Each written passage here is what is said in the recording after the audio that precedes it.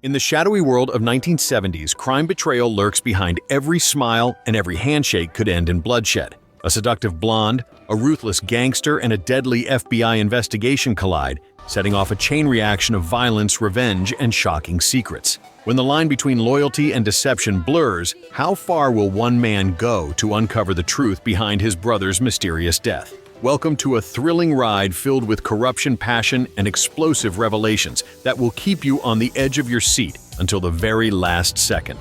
A beautiful blonde waitress received a small bag of powder. She smoothly ordered a whiskey neat and charged it to the room. No tip was left behind. The seductive beauty swung her hips sensually as she intentionally bumped into a fat, older man. The old man initially wanted to lose his temper. However, once he saw the beauty's charming face, his anger instantly transformed into a joyful smile. Unaware of what was happening, the man bent down to pick something up.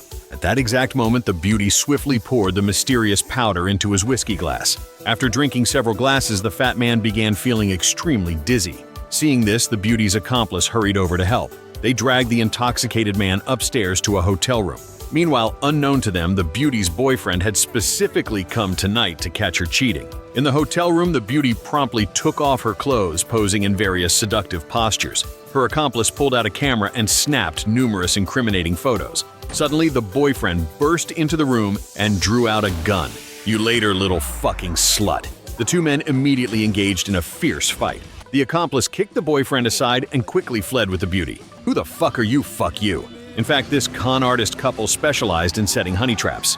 They specifically worked for a powerful gangster boss. However, during that turbulent era, violence, crime, and deadly racial discrimination were widespread. The story moves forward to the year 1972. The federal government's first African-American female agent, Nina, overcame countless obstacles. She proactively requested a transfer to another division. She had applied 3 times already and was denied each time. And do you know why you were finally accepted?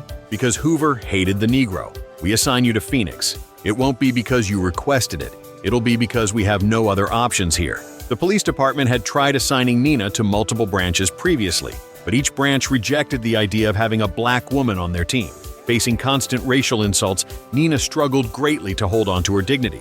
Unfortunately, the situation for African Americans during that era was exactly this: embarrassing. Nevertheless, Nina would endure all discriminatory glances if it meant she could investigate the Saxton case. The scene shifts to Arizona. Driver Jim stopped his bright red duster. He answered his boss's phone call. The boss instructed him to go to God's corn chip shop. He needed to order 24 meatball sandwiches. Jim took his young niece Luna and headed out. During the drive, the girl carefully counted the cash her mother gave her. Suddenly, a gust of wind blew the money right out of her hand. Jim skillfully executed a spectacular reverse maneuver. He turned around and helped Luna retrieve the cash. He was widely known as the best driver in this desert region. Soon they arrived at the corn chip shop. Jim exchanged the cash for a handbag. Opening it up, it clearly did not contain meatball sandwiches. 2 officers staking out nearby immediately spotted Jim. They quickly drove after him. Jim turned his car sharply into the desert. He left behind a thick cloud of dust and vanished. The 2 unfortunate cops chasing him were blinded by sand. Jim eventually delivered the sandwiches to a luxurious mansion. Inside the mansion, there was a surgical table set up in the middle of the hall. The doctor hurriedly opened the bag labeled sandwiches. He took out a freshly preserved human heart. The patient's condition was critical. The transplant surgery had to be performed immediately. At the same time, Nina safely arrived at the local FBI branch. Her assistant Aaron was already there waiting. Seeing Nina was African American, Aaron was momentarily startled. He quickly recovered and explained he also had a bit of Navajo blood. The 2 rushed immediately to the division headquarters. Captain Fenson greeted the new team members warmly. Assistant Jessica was also very welcoming towards Nina. This division was divided into multiple groups. These included bank robberies, white-collar crime, and public anti-corruption. Nina was assigned to the organized crime group. Other than Aaron, this group included Agents Grant and Sally. Agent Holland reminded Nina not to have high expectations. Ezra Saxton was essentially the underground emperor of the Southwest. They'd made 0 progress in his case for over a year. Although the Bureau strongly believed Saxton was involved in weapons and drug smuggling, all raids had yielded nothing. Basically, the entire division was skeptical of Nina. Yet she remained extremely confident. After all, she was the first African-American female agent ever. And regardless of the doubts, she had made it this far. As for the Saxton family, they were currently celebrating their young heir Royce's successful heart surgery. Jim, who transported the heart, naturally attended the celebration. Jim had been Saxton's most capable driver since he was 16. The relationship between them was very close. As Jim was about to leave, Saxton called him over. Saxton informed him that the union was facing some trouble. He asked Jim to pick up Billy after tomorrow's delivery, then pay a visit to Reese and find out who was pressuring him. At the same time, Nina began carefully sorting out information about the Saxton family members. She discovered the young heir, Royce, despite suffering from congenital heart disease, was still considered the successor and currently working for the family business. Saxton's daughter, Jenny, ran a local bar called Blue Lounge.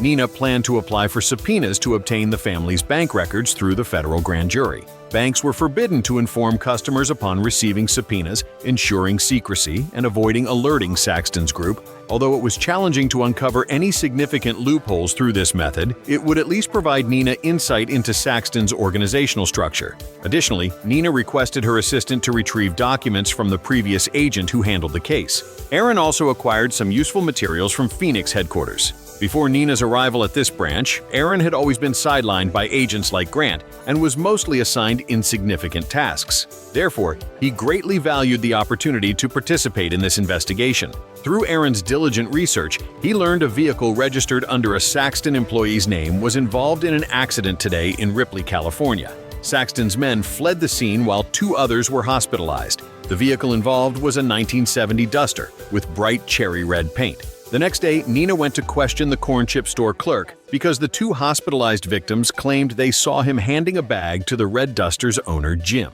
The clerk quickly clarified his involvement, explaining that a man wearing a clown mask paid him $30 to pass on the bag using the secret code of 24 meatball sandwiches. The clerk claimed ignorance regarding the identities and relationship of the people involved in the transaction.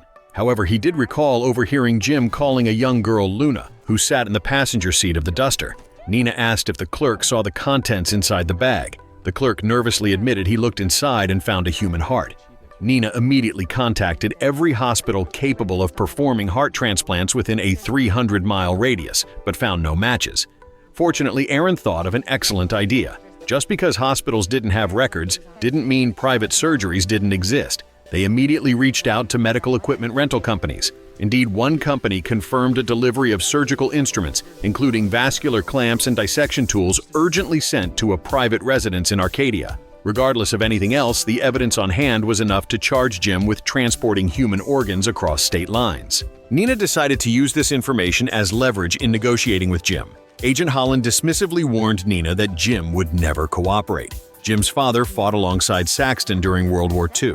Approaching Jim directly was a suicidal move. Holland emphasized that to take down Saxton, she should focus on financial transactions and physical evidence instead. Agent Grant also openly mocked Nina's approach before casually leaving. Nina ignored their pessimistic comments, determined to follow her own instincts. Meanwhile, Jim and his partner Billy arrived at Reese's house as ordered by Saxton. Using aggressive methods, Billy quickly extracted information about who was causing trouble within the union.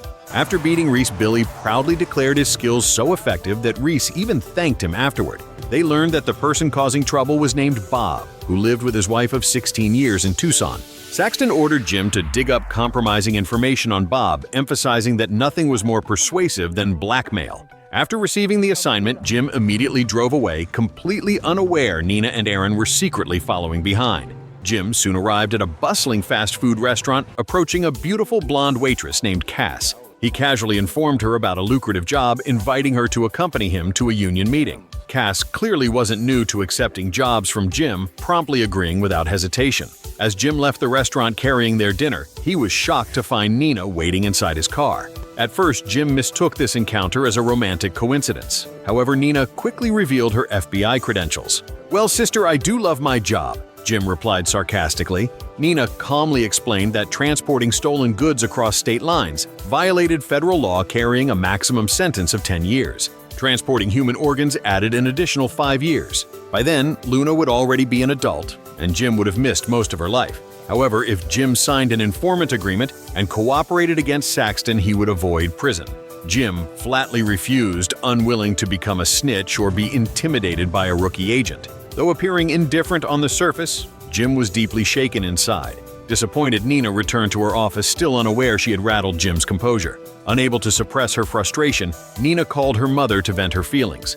Unexpectedly, their conversation helped Nina realize something important. She suddenly remembered seeing a military dog tag in Jim's car engraved not with Jim Ellis, but Joseph Ellis.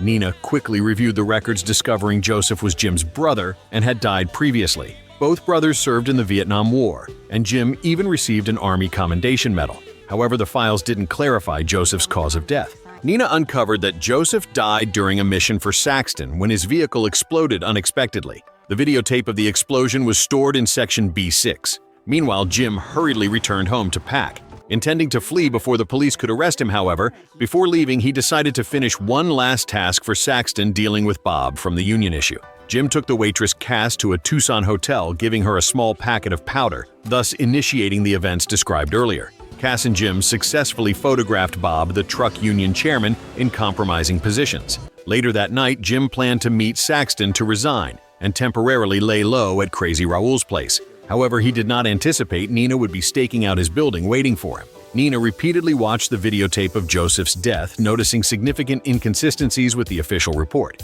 The report claimed a propane leak caused the explosion when Joseph lit a cigarette inside the vehicle. Yet careful examination of the footage revealed the explosion originated beneath the vehicle, not inside. This indicated the explosion wasn't triggered by a cigarette, but by a deliberately planted explosive. Nina was convinced Saxton masterminded Joseph's death, since this wasn't the first suspicious explosion connected to him. Nina explained her father, Virgil, had worked for Saxton in Philadelphia after the war. Unable to tolerate Saxton's ruthless methods, Virgil tried to leave. Saxton retaliated by orchestrating a car bombing that killed Virgil. After hearing Nina's story, Jim finally signed the informant agreement, but insisted he was staying only to prove Joseph's death wasn't Saxton's doing. If it turned out Saxton was responsible, Jim vowed he would personally kill him.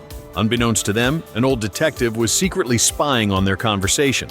The following day, the old detective confronted Jim, attempting to blackmail him for $10,000. The payment was due by 5 o'clock that evening at Old Benson Warehouse. Otherwise, he would immediately report Jim's betrayal to Saxton. Meanwhile, Nina attempted to access the previous Agent Brin's files, only to find they were completely erased, leaving no trace. She also learned Jim was present at the scene on the night Joseph died, something he had concealed from her. Nina confronted Jim, asking why he hid this information, but Jim avoided answering directly, instead mentioning the blackmail from the old detective. Jim asked Nina if she had $10,000, knowing full well she didn't. Jim then visited a bounty hunter known as Old Sunglasses, thinking he could handle the detective problem discreetly. Jim didn't want any violence, just for the detective to be intimidated into silence. To repay Old Sunglasses, Jim promised to steal Elvis Presley's blue suede shoes, knowing Old Sunglasses was a die-hard Elvis fan.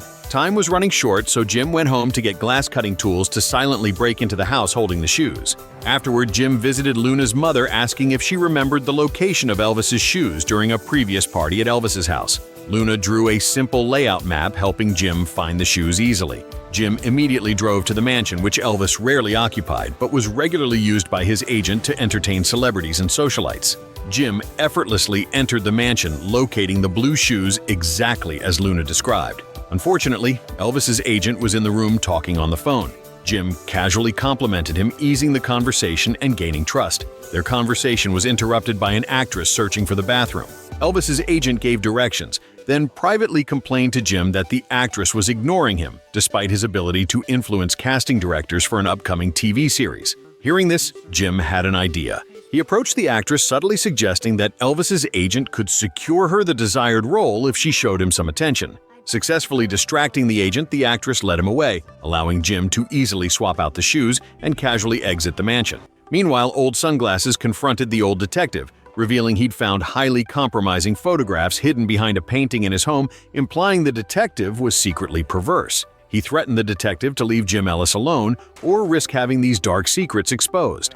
Unexpectedly, the detective retaliated, pulling out a concealed weapon and firing. Though badly wounded, Old Sunglasses survived but lost his subordinate Charlie in the exchange. Jim arrived later, only to discover the detective had died during the altercation, and Old Sunglasses now demanded $3,000 for funeral expenses. Jim refused, unwilling to shoulder responsibility for the detective's death. A violent struggle erupted between them as Jim threw away the shoes, attempting a surprise attack. In the ensuing chaos, both men desperately fought over a weapon, nearly resulting in Jim getting crushed by a bowling machine. Suddenly inspired, Jim managed to shove old sunglasses into the machine, gruesomely splitting his head in half and ending the fight decisively. Several hours earlier, Nina visited the officer who initially filed Joseph's death report. Coincidentally, this officer was the old detective who had tried blackmailing Jim.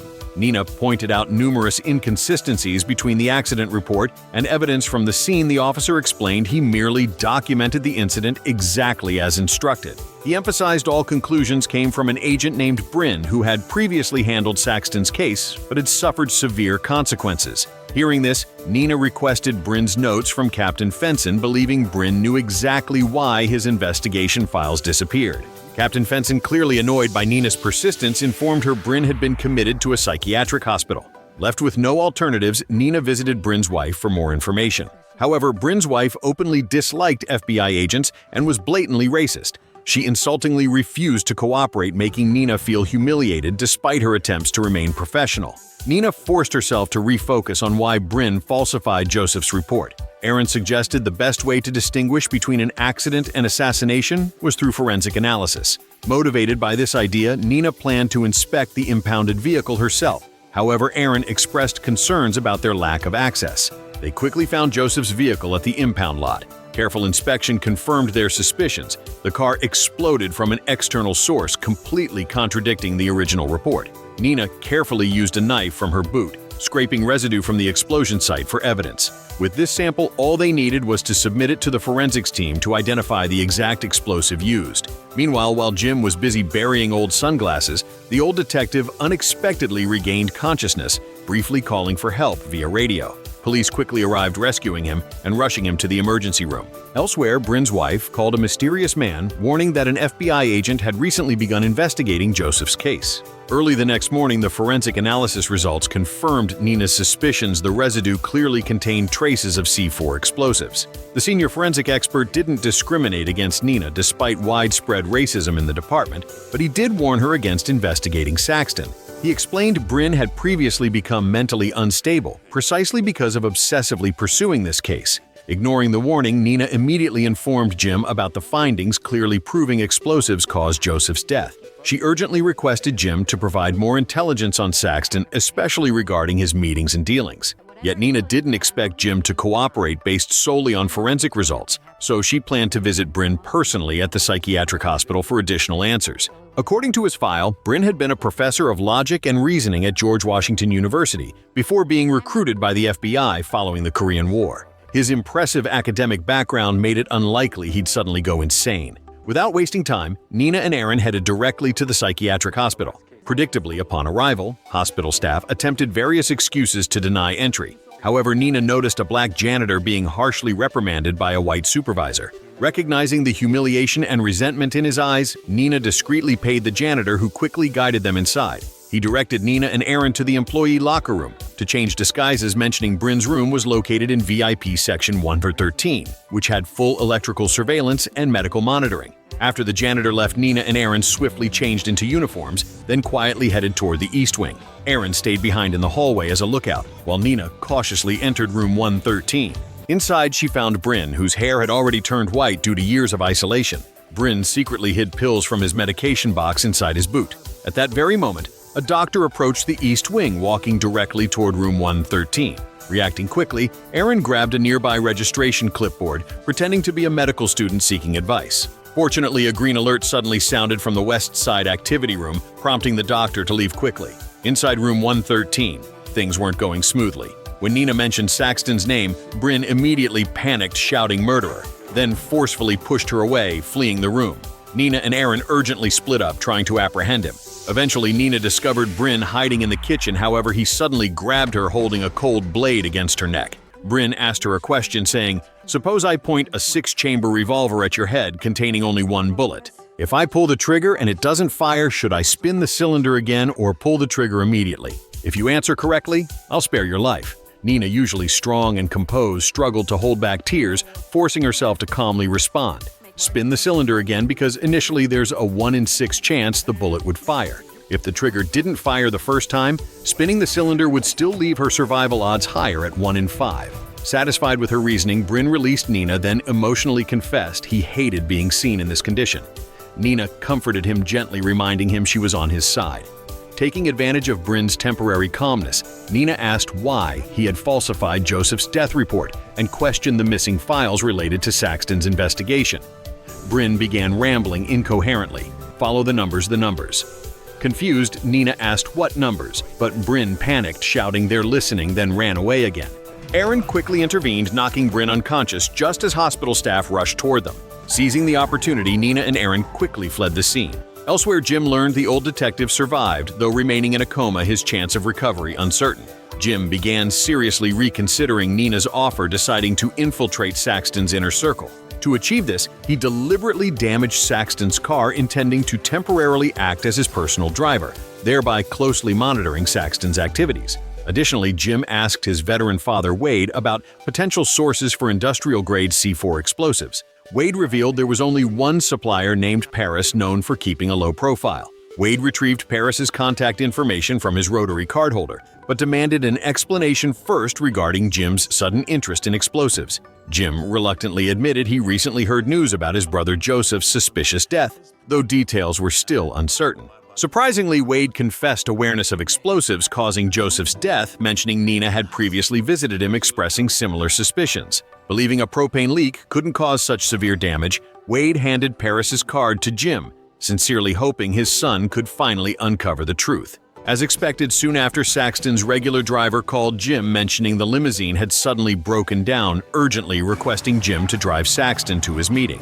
Billy observed suspiciously since Jim had uncharacteristically asked earlier about Saxton's schedule, now coincidentally becoming his temporary driver. While driving, Saxton confided his worries to Jim about Royce, who, after his heart surgery, had become overly sensitive, causing Saxton significant concern. Saxton rarely spoke about personal matters, making Jim one of the few people he trusted deeply. Previously, Jim would have felt honored, but now he was uncertain whether Saxton's words were sincere. Jim drove Saxton to a building in Tucson. Saxton instructed Jim that if he didn't return after 30 minutes, it meant negotiations had failed. Instead of waiting obediently, Jim secretly followed, observing discreetly through the door gap, hoping to identify Saxton's contact. However, vigilant bodyguards prevented Jim from clearly seeing much, only catching a glimpse of a large Russian man with a distinctive birthmark and hearing him mention the name Xavier. After 27 minutes, Saxton returned looking very satisfied, suggesting negotiations went well. Saxton enthusiastically invited Jim to a nearby bar for celebratory drinks.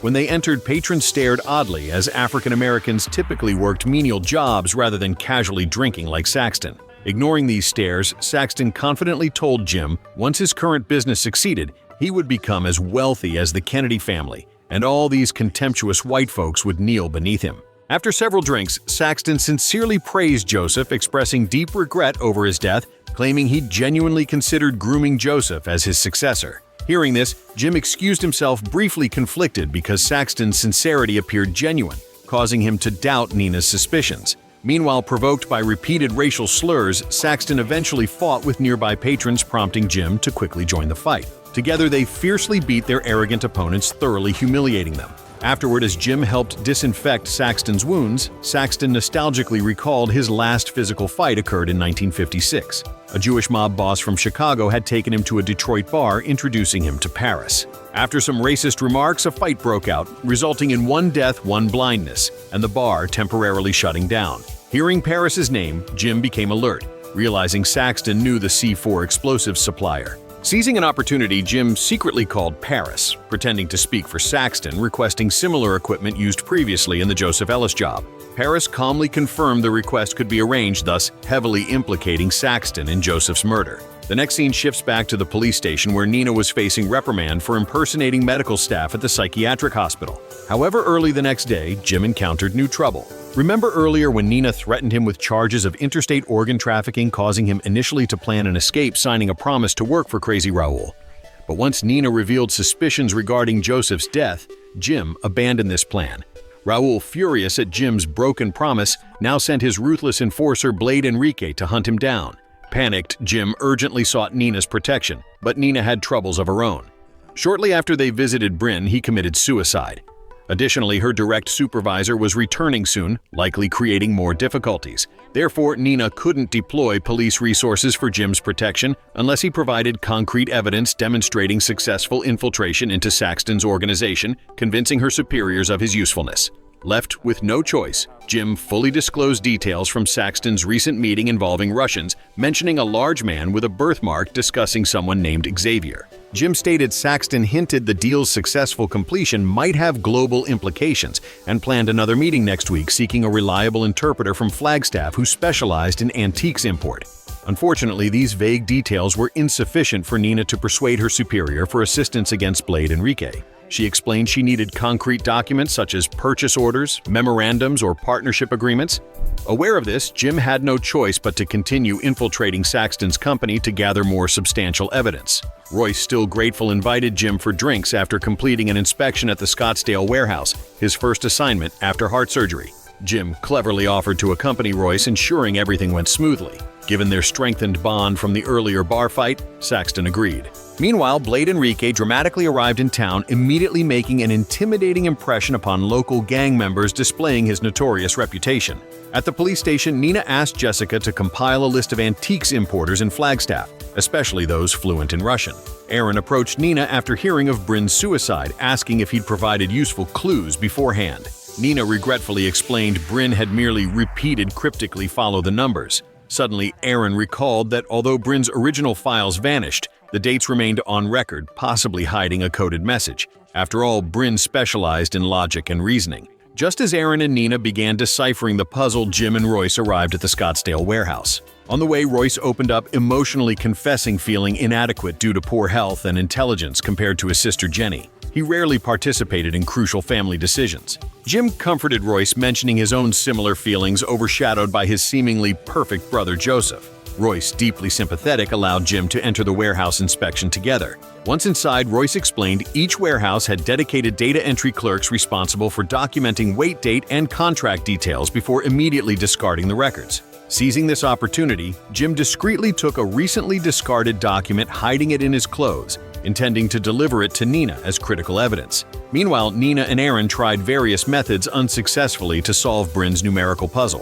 Finally, Nina realized they might have overcomplicated things. She reorganized the numbers in their original chronological order, interpreting them as geographical coordinates, successfully pinpointing a precise location. Coincidentally, this place was within a Navajo reservation, which Aaron happened to be descended from. Nina initially considered this an advantage, but noticed Aaron strangely resistant and increasingly tense throughout their journey. Upon reaching the coordinates, they discovered a rundown abandoned vehicle. Before they could investigate further, a local Navajo police officer approached, accusing them of trespassing. Surprisingly, the officer recognized Aaron, warmly inviting him to visit his father, though Aaron responded coldly. Nina noticed Aaron's discomfort, but quickly redirected her attention to retrieving the hidden files Bryn had left in the abandoned vehicle. Driving back, Nina gently asked Aaron why he was so resistant to visiting his father. Aaron explained his family had lived on the reservation for generations. His grandfather became a shepherd after the Long Walk, and his father continued this legacy, forcing Aaron to assist him from age 14. Aaron's father, a traditional Navajo, deeply resented Aaron's decision to join the FBI, influenced by his Detroit-born white mother. Believing Aaron betrayed their heritage, his father severed their relationship. Aaron emotionally confessed he never abandoned his roots, joining the FBI precisely because he believed people like him deserved proper protection and justice in these turbulent, unfair times. At the same moment, female truck driver Lou faced her own difficulties. The rest stops lacked dedicated female bathrooms, forcing her to approach the temporary truckers' union chairman Bob, requesting equal facilities.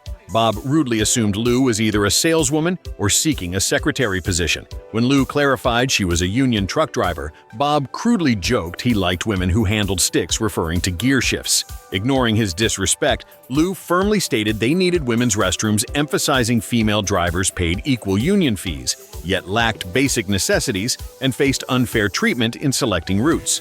Bob sarcastically promised to add bathrooms to a suggestion box, clearly dismissing her concerns. Elsewhere, Royce eagerly challenged Jim to race driving an expensive car borrowed from Saxton. However, the vehicle quickly overheated, almost causing an accident. Forced into a nearby auto repair shop, Jim suddenly encountered Blade Enrique inside the restroom. A brutal, intense fight erupted between them. Yet the noise remained unnoticed due to loud machinery. After fighting evenly matched, they paused unexpectedly, bonding while resting. Unknown to them, the car Royce drove attracted attention from two car thieves who stole it during Jim and Blade's confrontation. Noticing the thieves fleeing, Jim urged Blade to pursue them, suggesting retrieving the car would earn Blade praise from Raoul. Understanding they both served as mere tools for powerful masters, Jim convinced Blade cooperation benefited them both. Immediately, they chased after the stolen car, Jim confidently leading due to his unmatched driving skills, while Blade prepared to ruthlessly eliminate the thieves. At the same moment, Aaron finally managed to repair a damaged videotape found inside Bryn's hidden bag, revealing blurry footage of Bryn himself mentioning Xavier's name. Elsewhere, Saxton exploded with anger upon hearing Royce's borrowed luxury car had been stolen because this vehicle was priceless, functioning as essential collateral in a critical transaction with the Russians. Saxton furiously reprimanded Jim, who genuinely had no idea of the car's importance, complicating matters further. Saxton's intended interpreter was abruptly arrested for tax evasion. Faced with these mounting problems, Saxton immediately fired Jim. Devastated, Jim visited Nina, informing her their entire plan had collapsed since losing his position meant losing access to Saxton's inner workings. However, Nina calmly revealed she herself arranged the interpreter's arrest, strategically intending to replace him personally. Nina explained her mother, a comparative literature professor at Morgan State University, had raised her multilingual, perfectly qualifying her as Saxton's interpreter. Regarding Jim's dismissal, Nina suggested asking his father Wade for assistance, since Wade and Saxton shared a deep wartime bond. Initially, Jim hesitated, fearing the humiliation involved. However, Nina bluntly reminded him their entire operation would collapse without Wade's intervention, risking severe consequences for both of them. Meanwhile, Nina received lab results confirming Bryn's hidden medication contained powerful hallucinogens, indicating deliberate drug-induced mental deterioration. She called the hospital, discovering external doctors administered medication to many patients, including Bryn. Further investigation revealed the doctor responsible was listed under the name Bonvicini, which Nina soon realized was merely an anagram for incognito, clearly indicating intentional concealment of the real doctor's identity. The deeper Nina delved, the more unsettling and dangerous the case became. Simultaneously, Jim approached Wade, pleading for assistance, recommending Nina as the new interpreter. Wade initially refused, defending his lifelong trust in Saxton, recalling how Saxton carried him 6 miles through mud and artillery fire, saving his life during the war. Wade refused to believe Saxton capable of harming Joseph, angrily dismissing Jim's suspicions. Realizing Wade's refusal, Nina herself visited, directly confronting him emotionally, stating she understood Wade saw Saxton as family, recalling her own father once shared similar trust. Nina passionately explained her sole mission upon joining the FBI was capturing Saxton to avenge her murdered father. Despite Wade viewing her as the enemy, Nina bluntly asked him if Saxton indeed killed Joseph. Wouldn't that make Saxton Wade's enemy too? Eventually, Wade agreed, but warned Nina about Saxton's uncanny ability to read people, cautioning her even if Saxton missed clues, loyal guards like Billy certainly wouldn't. Wade firmly reminded Nina any mistakes would implicate him as well, emphasizing she needed professional training from his second wife, an experienced actress skilled at deception. Meanwhile, Jim desperately tried regaining Saxton's trust, visiting his daughter Jenny's bar. Surprisingly, Jenny appeared even more distressed than Jim, because her lover Daphne was set to marry a shipping magnate's son arranged by her father, the Greek. Daphne and Jenny had been secretly together for 18 months, but now the Greek intended to expand his shipping empire through Daphne's marriage. Knowing Saxton despised the Greek, Jim suggested they secretly crash Daphne's wedding, sabotaging the Greek's business dealings. Jenny instantly agreed, enthusiastically joining forces with Jim. Later that afternoon, Wade visited Saxton's office, smoothly guiding their casual conversation toward the interpreter issue. Because of Wade's trustworthy reputation, Saxton naturally asked if Wade could recommend a reliable interpreter. By then, Nina had already thoroughly prepared false identification, smoothly passing Billy's initial screening test, demonstrating fluent Russian language skills. Unbeknownst to Nina, the mysterious figure Xavier had begun closely monitoring her movements, commenting ominously that he was already one step ahead. Meanwhile, Jim, Jenny, and Daphne executed their daring plan, crashing Daphne's wedding. Jenny cleverly distracted Daphne's stepmother, allowing Daphne to quickly change disguises. Jim smoothly flirted with the stepmother, distracting her. Completely unaware, Daphne vanished. Sensing perfect timing, Jim quietly exited, joining Jenny and Daphne as they fled, wildly pursued by the Greek security team.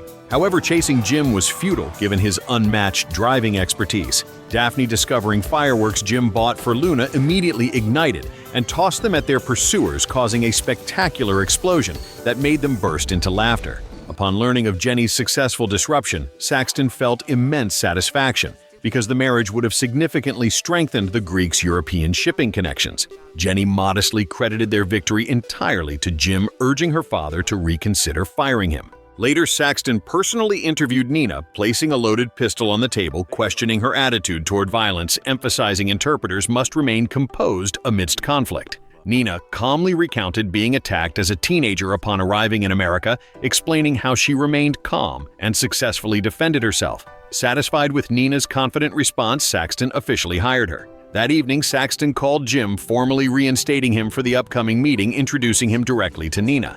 At the same moment, Jim arrived at Luna's place, noticing her slight disappointment over his absence. Observing this, Lou kindly instructed Mustache to cheer Luna up with fireworks Jim previously left behind. Jim silently watched the heartwarming scene, deeply conflicted inside. Suddenly, Saxton called, informing Jim he needed all available personnel for the upcoming meeting with the Russians, welcoming Jim back to the team. Let me introduce you to someone. Jim Ellis, meet Nina St. James. The episode concludes here, providing a comprehensive narrative of the latest developments. For viewers intrigued by this series, please don't forget to like, subscribe, and follow us to stay updated. Your encouragement is our motivation to continue providing more exciting content.